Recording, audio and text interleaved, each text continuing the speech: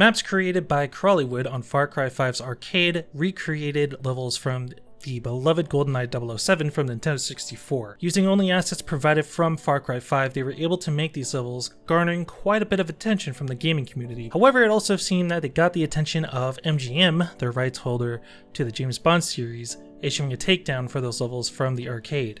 PC Gamer reports. I'll have a link to their story in the description if you wanted to check it out. While Ubisoft eventually did remove the levels, it's important to note that the takedown request came from MGM, and Ubisoft, I imagine, will sooner take something down that infringes copyright than face a lawsuit. In the end, this is just Ubisoft making sure nothing else happens, basically covering their ass. So it's not really a Ubisoft bad situation, just to clarify, and MGM can do whatever they want with their IP. It does suck that the levels were taken down, as I didn't even know that these were a thing until the story broke, so I never had a chance to play them myself. Crawlywood is quoted in the article saying, and I quote, "It's really sad, but my work isn't deleted because I saved my levels on PS4, PS5, on PS Plus Cloud, and USB stick. I don't know if there's a legal way to upload them again because I'm on the radar now, I think." End quote. It's a shame the fans can't make these kinds of things without the constant loom of copyright takedown, but at the end of the day, the copyright holder decides what can and can't be done with their IP. This is the risk of fan games and fan levels. I, for one, would love to see the rights holders become more lenient when it comes to fan-created content of their IPs, with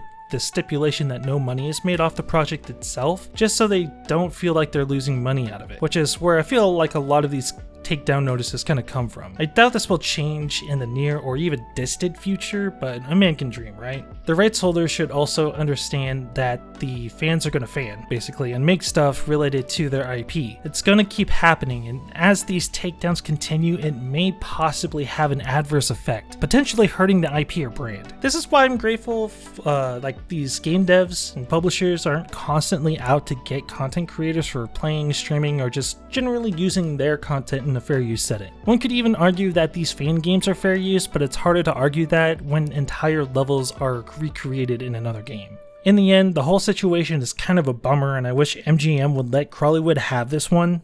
It's more of a love letter to the N64 title than anything. I mean, if they won't let Crawlywood do it, hopefully they'll make their own new James Bond game. I think we're a bit overdue for that. Well, anyways, that's kind of all I had for this video. I know it's kind of short.